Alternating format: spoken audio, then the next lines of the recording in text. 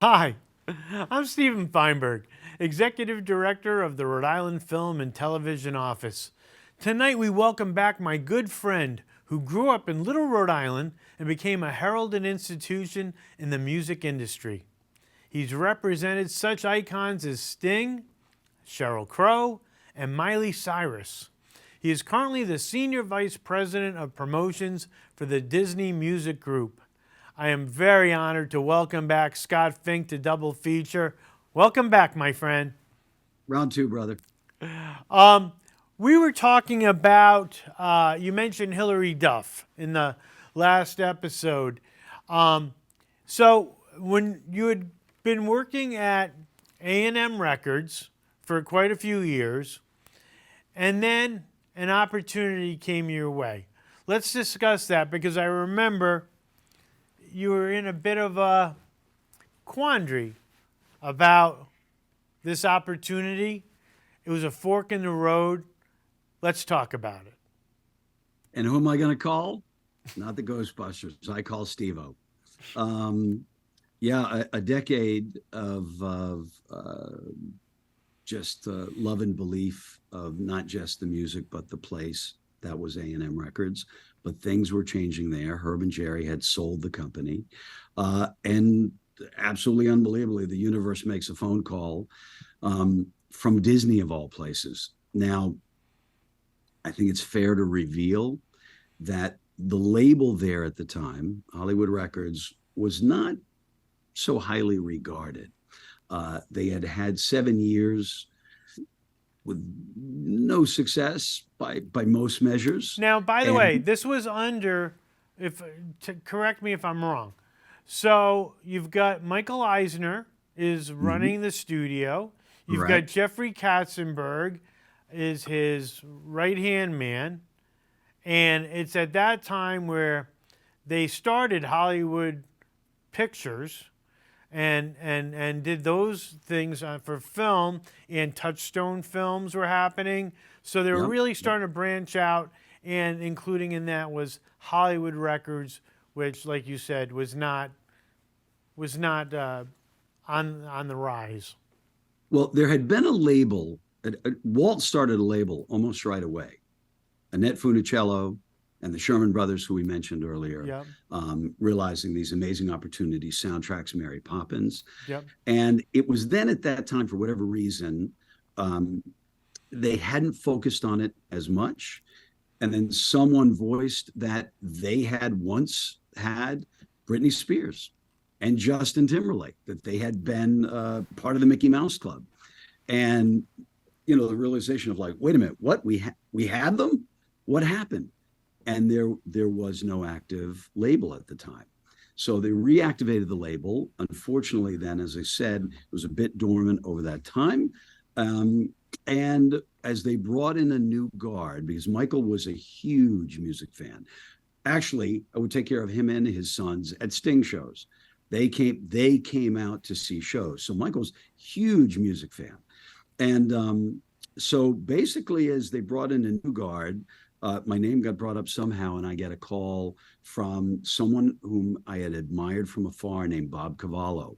Bob Cavallo was most notable for having managed Earth, Wind, and Fire, Lovin' Spoonful, Prince, and then had gone and made a bunch of films. Chuck Rovin and Bob Cavallo. Chuck Rovin and Bob Cavallo, right? You know them well. So made amazing films together. But at the core, Bob was a music person. And so, he was known as the Pope. So you get a call from the Pope, hey, you should come over. We should talk, which I did. And the Pope makes an offer you do not refuse. But really, at the time, I had just had my first son. And I played a single that A&M was planning to release and a song that I had heard because they had recorded at A&M Records, a band called Fastball and a song called The Way, that I knew Hollywood Records was getting ready to release. And I was in love with the track. And so I played these songs for my oldest son. And I said, hey, one is Where Dad Works, and one is The Dwarves. He's like, go to work for the Dwarves, Dad. And 26 years later, come this Saturday. Congratulations. So your new clients. So now you take the plunge. I remember that having Take that the plunge. conversation. You take the plunge. You're at the Disney lot on Buena Vista. From Charlie Chaplin to Walt Disney. Yeah. Charlie Chaplin to Walt Disney. It's a funny one. And I used to love visiting you on the Disney lot. We'd see the paint. Different Disney lot has not changed much at all. They've added on, but it still has that historic feel. Dopey Drive and all of these other things, and the ink and paint shop. And there were times, there was a day I remember you and I would. This was before they cataloged all of the props that they had, if you recall us going around. Prop shop. And then we were sitting on the throne of Captain Nemo's chair from 20,000 Leagues Under the Sea, one of the greatest moments of my life. Remember Robin Williams from Flubber? Yep, His lifelike. Yeah. So we'd take a picture with Robin. Right. Rest his soul. And so you now have to really rejettison this music company. Talk about it. We failed for 2 years. Bob and I were walking across the lot. Again, true story here. And I went, Bob, you ever talk to God? He goes, oh, all the time. What do you talk about? He looked at me matter-of-factly and then looked up and he said, if you are so inclined, now would be a great time. And I kid you not, within a week, I heard the name Hilary Duff for the first time. And so the brilliant difference in Hilary was again, who she was, an astounding talent, triple threat, film, TV, and absolutely could sing. And the notion that we had that was different is that instead of making the typical young appealing song, we went after a straight up broadly appealing pop song that became So Yesterday. And before you knew it, we went from clubs to stadiums, and Hilary had really become that model we hadn't seen in a long time. There hadn't been an Annette Funicello to emerge that way. And she was, in that time, and still for many, it's funny, many of the young artists I work with reference Hilary as a source of inspiration. So not only did she start she was the leadoff batter for us, for all to come after that, but now. Wouldn't you say at the time she was like the Taylor Swift of her time? 1,000%. It hadn't been seen in the business, right? And it was also a very male-dominated still business. Not that there weren't tremendous artists breaking through for both sides, but it was principally a male playlist that we had to battle our way through. And what I mentioned earlier, we got on a plane. We met with a number of programmers, right? This was a very different prospect for them. Never mind an artist coming from Disney, but a younger artist, 15, I think, when we started. And, the amazing thing is, out of that trip, 2 principal programmers emerged, one in Tampa, who said, listen, hey, if you wouldn't mind coming back, I want to put you on the air.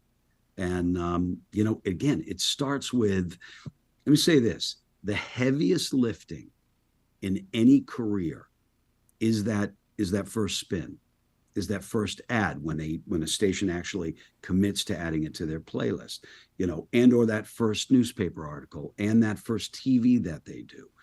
Getting that for an artist, is often the forgotten part of the process, but the artist is as much a part of it as we are.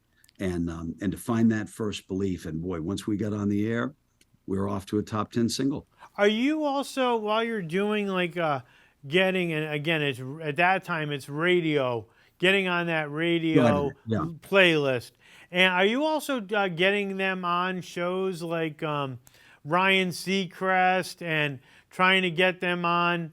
I don't know if it would have been like a Jimmy Kimmel or trying to get her to guest on that. Are you doing all that work? All of it. Well, we have a team. So part of it I am, or part of it. I'm a part of that process, but we definitely have leads for the TV side of things. Ryan, without question, has now become a tremendous friend and involved in all the work he does in children's hospitals still. Ryan, I have to tell you, was always one of the first people to believe, even when the stations around him did not. Ryan looked at me one day and he said, I know what you guys are doing. You make sure that I get the records. And honestly, he was the first person that I ever played Who Says from Selena Gomez, which became a big hit, and then Come and Get It. And all the artists to follow. We went to Ryan first. And honestly, he was a big part of the secret of the sauce. Is he the Dick Clark now of the music world? 1,000%, and is so true to it. And Ryan is able to speak to artists in ways that others can't, and just has that amazing rapport. Obviously now he's got the stature to go with, but at the end of the day, Ryan does his homework. Ryan not only looks in on the record, but looks in on the person. And it is my favorite place to go still, where we can not only talk about the song, but also, listen, every artist is a human, and every human has a narrative or two. And Ryan is that safe space where people can talk about not just, hey, I've got a new single coming out, but hey, I'm going through this. And I'm telling you, as an artist begins to reveal that part of themselves, that is when that deeper, more visceral connection begins with the audience, right? That's when it transcends just being a song. And now people are inviting that artist into their lives. Let me ask you this. There's a couple of questions I want to ask, actually. So for let's say, Selena Gomez, you're really kind of targeting a specific audience, aren't you? It's not, maybe that tent's gotten bigger. I don't know. So Ryan Seacrest, like you said, he's the Dick Clark of today. And so are there certain shows or hosts that you are specifically targeting a certain target audience? And maybe you won't go to a Howard Stern as an example. Maybe he's too edgy. I don't know. Mm-hmm. Versus maybe Sting would go on a Howard Stern, and maybe that's a bit wider tent. How does that all happen? Certainly there are applicable places to go based on who the artist is. So yes, when you're starting out as a young artist on our label, we're not going to Howard first, nor would Howard be interested at that stage. It was amazing to see not long ago Miley Cyrus on Howard Stern. Right. But when a 14-year-old Miley Cyrus is walking in, no. But our job, know then, is to find that 1, 2, or 3 who are going to believe from the outset. I always, and still do, make sure Ryan hears everything. Yeah. And it may or may not be right for him at the time. But as we begin to build, and that's what's amazing, you start from one spin somewhere. Could be Jackson, Mississippi, could be LA or New York. You never know where it's going to come from. But from that one spin, you obviously build into ultimately what you hope is a hit record that then is not only appealing to their core audience, but as I said, when we get to a song like Give Your Heart a Break or Who Says, that not only sings the artist's truth, but it's your mother's truth, or your truth, or your child's truth. Well, that's a hit record. And what is let me jump in. I've got to jump in. A song that you played for me, which I still think is one of the greatest songs ever written, was The Climb. The Miley Cyrus song, The Climb. That, when you played that for me, and again, today, I could play that today and say, not only is that a hit, it resonates. I don't care how old you are, who you are, what planet you're from. If that song doesn't hit you, there's a problem. Talk about The Climb. And I didn't reference it. Thank God you did. Talk about The Climb. Talk about that. Talk about the whole shebang about, from hearing it, tell me everything you know about that. And let's go through the process. Let's use that song as an example of everything you've done and what you do. It's possibly the best example because Miley hadn't broken all the way through. Miley was still a young artist. We were at that time 16 or 17. What was her show that she was on? Oh, Hannah Montana. Hannah Montana, right. Hannah Montana. So again, you have, and by the way, this is interesting from our standpoint, in that you do have these sizable artists, and as to your point, noted for something with a very specific audience.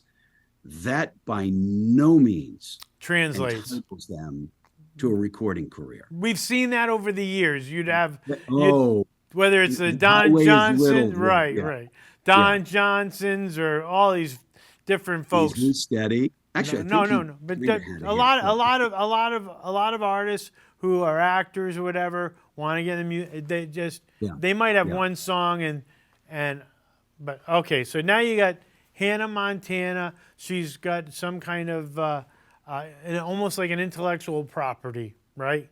She's almost like an intellectual property. But very much, cemented in this idea of who she is. That was part of our job. So we ended up releasing an album called Meet Miley Cyrus.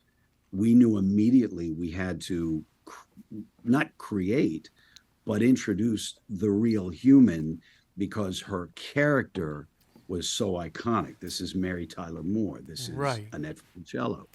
And so that was one of the first things we did. We had a modest first hit, but then the song The Climb comes in.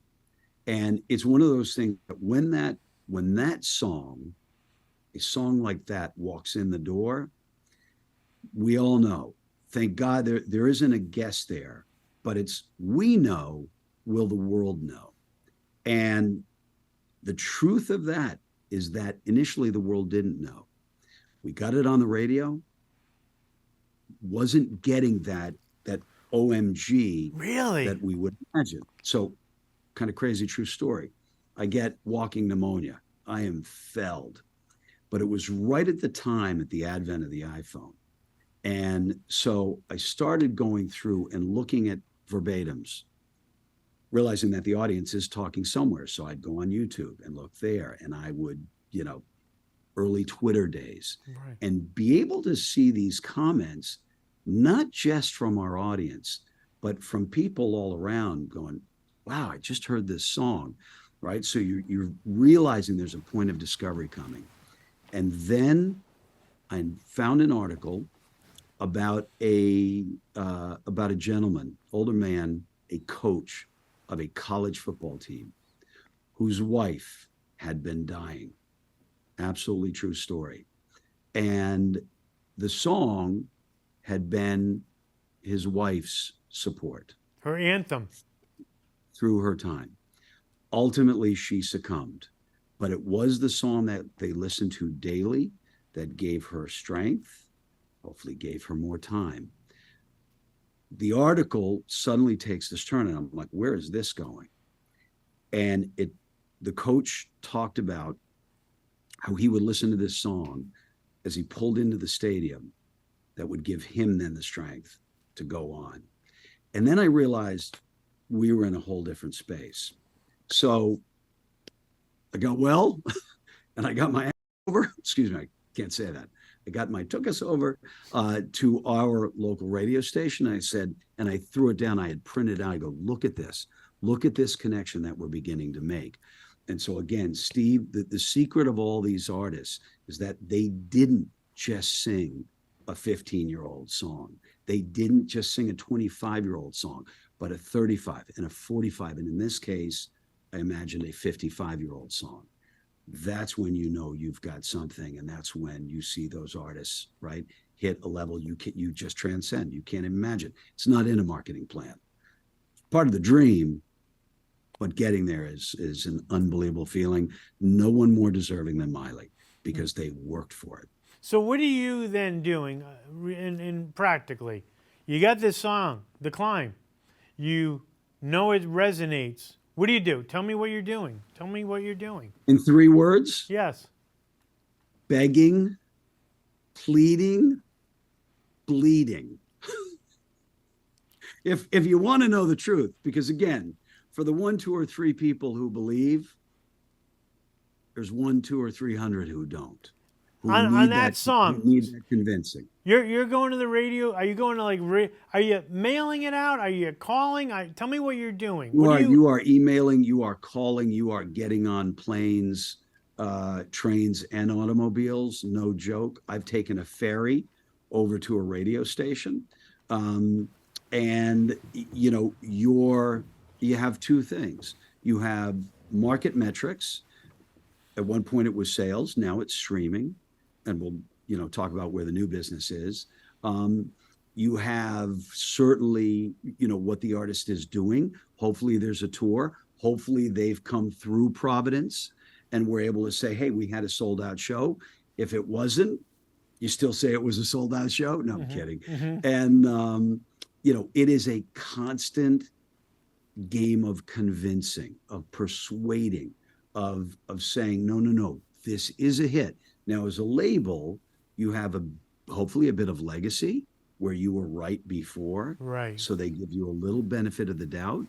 But, it's just, again, not everybody comes with that instant vision. But thank God over time, it's a bit of game of attrition where you're on the side of right and you just never give up.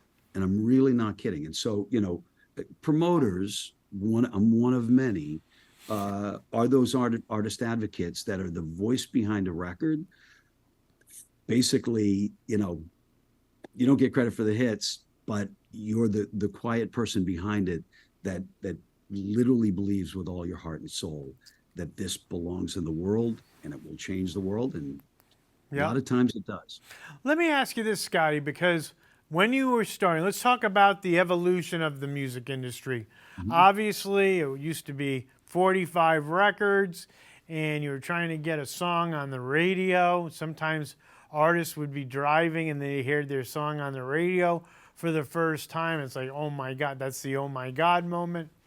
Yeah. And then, you're going with, and again, you know more about this than I do. So then you're going into the evolution of the new thing is compact discs in the 1987 or so, 1986. First CD, by the way? Yeah. Bruce Springsteen. The first CD ever released. Oh, really? I bought. Really? My first two CDs I ever bought were the soundtrack to Raiders of the Lost Ark and Billy Joel's Nylon Curtain. Very tough. So when you're talking about artists having their own websites, so the streaming services, and maybe it's the playing field is much more level now, and maybe there's not the power of the record labels that once was, that kind of controlled whether it was Hollywood or A&M or Columbia, whatever. Universal. You tell me, how has that dynamic changed? And then later on, I want to ask you about mentors you might have had. But let's talk about the music industry and how you see it. So the change, because you nailed it. There was a great line of demarcation where we all woke up one day, and the great of this is that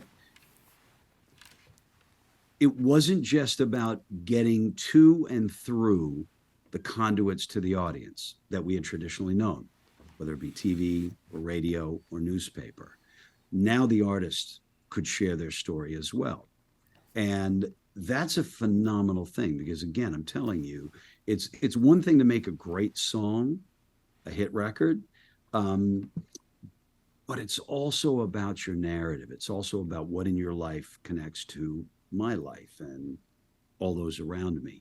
And so that ability for the artist to have then their website where people could visit, right? We'd moved way beyond just putting a poster in an album and putting it on the wall and having them wonder and read a few liner notes and or see an article by chance. Now they're able to go right to the artist and tell that story. But here's what's amazing that we found over the years.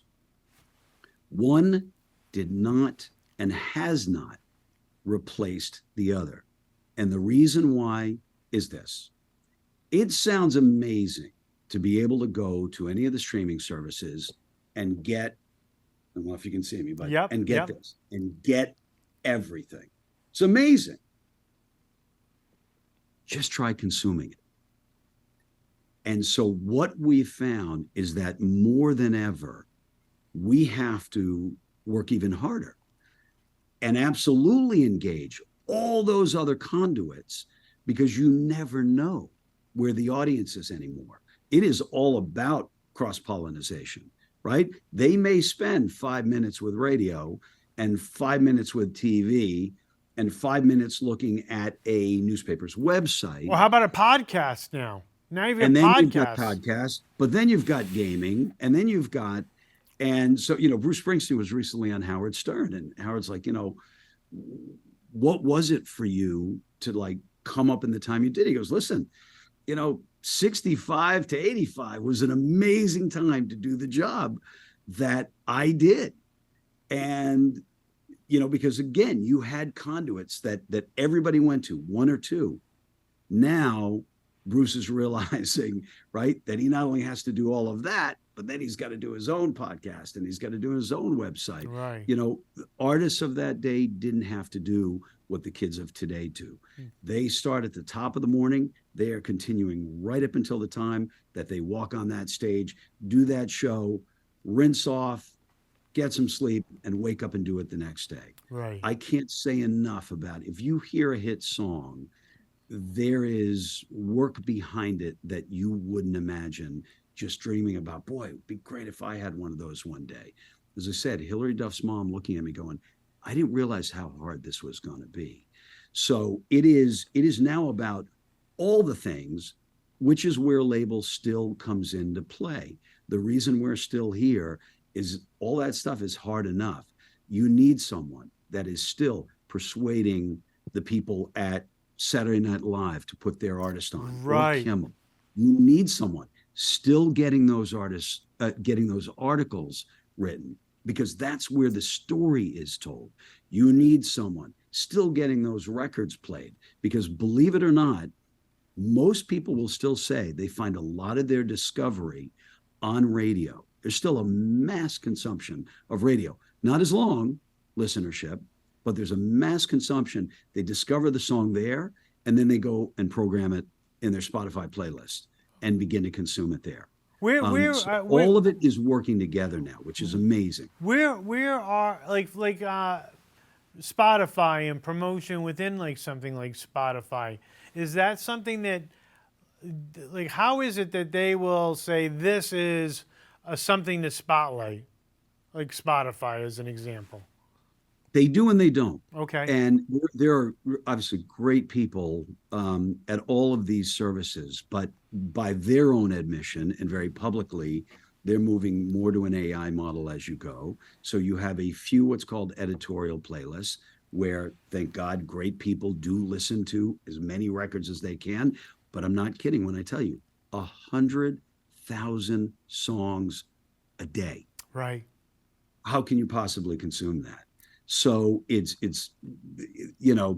the joke is it's the DMV. You fill out a form, hand it in, and wait for your name to be called. Meanwhile, thank God, also radio still has a critical place, as does all the other media, where we can still talk to people. As I said, it comes down to still sending that record off. Yes, I used to package up a 45, then I packaged up a CD. Now I just push send, and that digital file goes over. But you'll still have a conversation of, if they don't get it, well, what is it you believe in? And I do everything to point out that lyric. It may be just literally 2 lines, or I go, look, listen to the truth in that song, or a melody, or the phrasing. Can I tell you, that's what's been amazing about this job. Mm-hmm. It's made me, well, I'll say more of the positive person I'm apt to be, but the job is to find the great in everything. Right. And I really have found that everything has a something of merit. Right. And sometimes that's what you hang your hat on and say, this is why I believe. Let me ask you this, Scotty. When you're, okay, let's say I'm a movie distributor. I'm Disney Studios. Yep. And I have my schedule of films I'm going to release this year. I know I'm releasing this on Memorial Day weekend. I'm going to release this film July 5th. I'm going to release this. You know, I'm doing all of these. I have a schedule, and I'm trying not to conflict with my different. I want to make sure that my Planet of the Apes doesn't. I'm not going to put Avengers 5 right next to it because I want to have it breathe. Do you guys in the music industry or in your company, do you have like release dates and have a schedule for the year for separate artists? And then on top of that, I want to also find out if you have a song on a particular album that is the hit song, and then you're going to follow it up with another song. How does that interfere, or how does that work?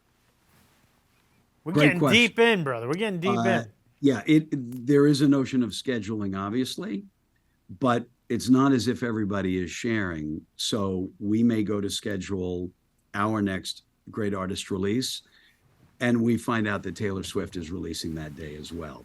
So that's not a very hard decision to go, you know what, we'll go next week. Now, what about when they surprise you, like a Taylor Swift surprises or Beyonce surprises, and right? It happens, and you find yourself, you know, the amazing of today is nobody goes away.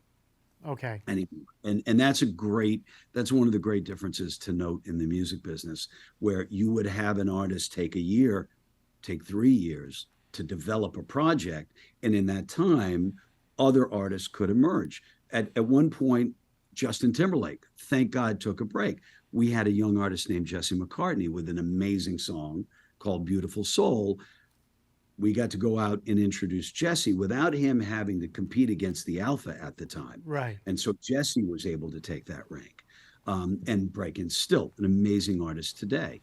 So, you know, but it happens. There are collisions all the time. And at some point in the music business, you just have to get going. Where film is still very much locked in to opening that film, having those 1 or 2 or 3 weekends, because then they know the next big one is coming. Right. And, you know, when we've got a project coming from the film division that we're involved in, say in Encanto, we certainly are in lockstep with them. That tells us, well, again, no one really knew that We Don't Talk About Bruno was going to be the phenomenon that it became, including Lin himself. And so that happens. The project gets out there, something begins to surface. And obviously, as professionals, we get in the scrum and we work to bring that to greater heights. But in music, you know, there's a bit of helter skelter. We're all out there and vying for those precious spins and that precious publicity.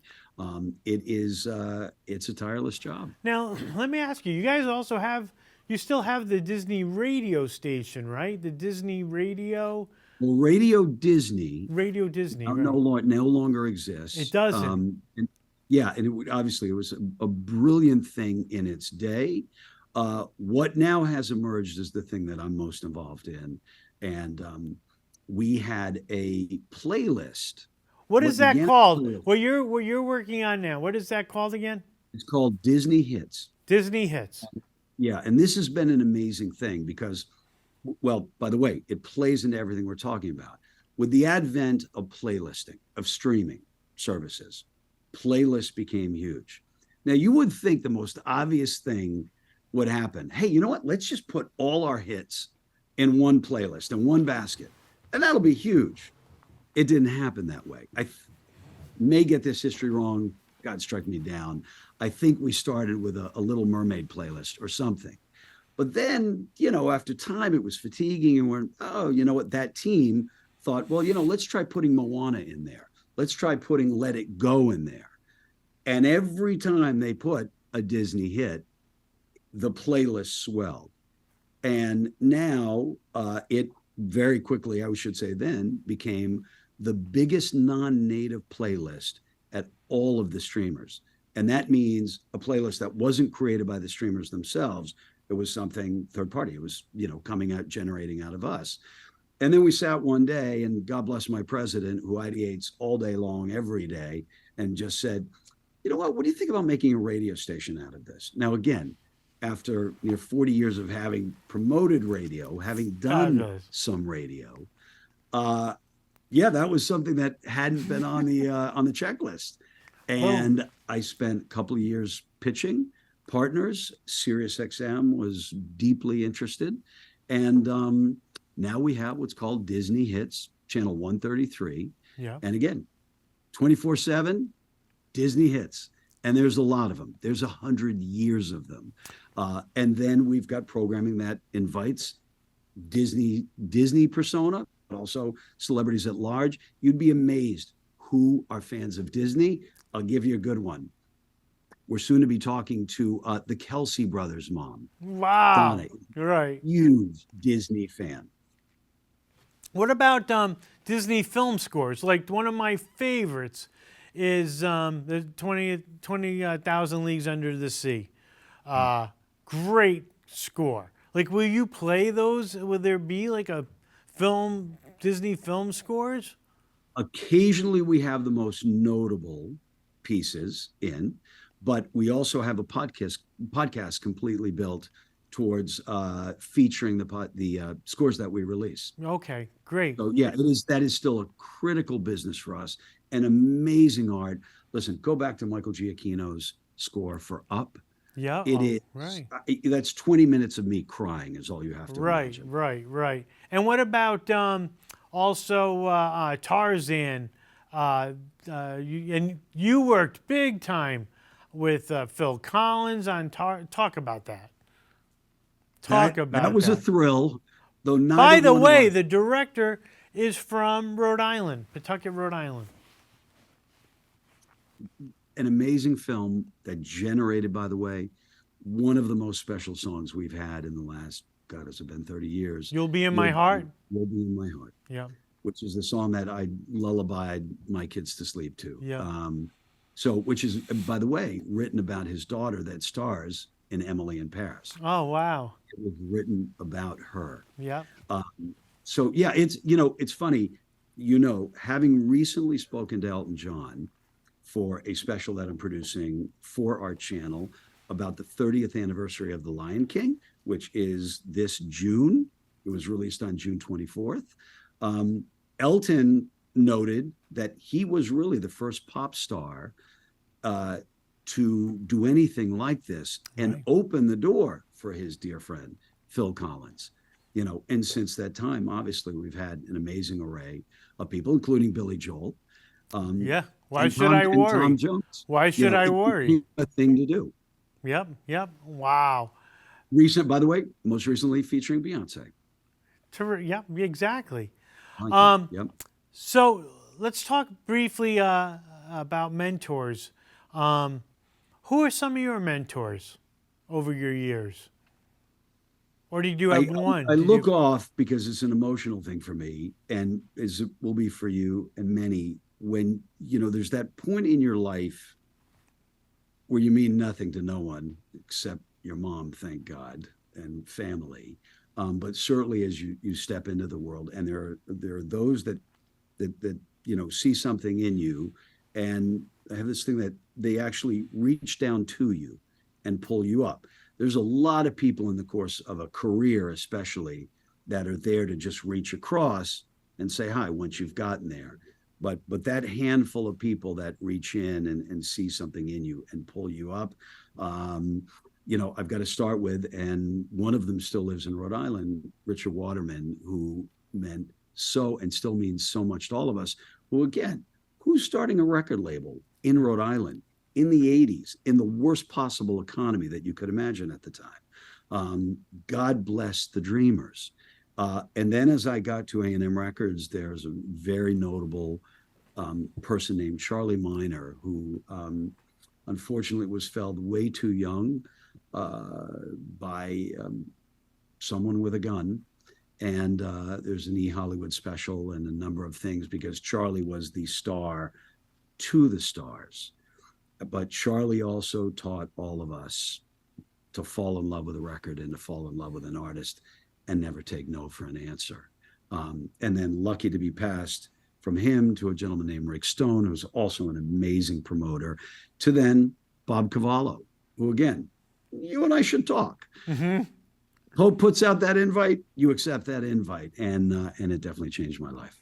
And have you then taken that wealth of knowledge that you have and paid it forward to others? Have you mentored others?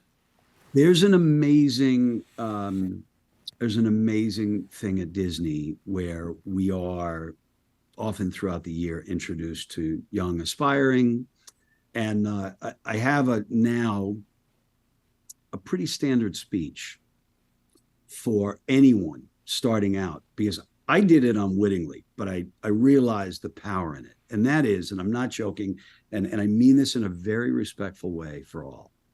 To this day, I don't own a Rolex, nor do I drive a Mercedes. And by the way, all love and respect to those who do.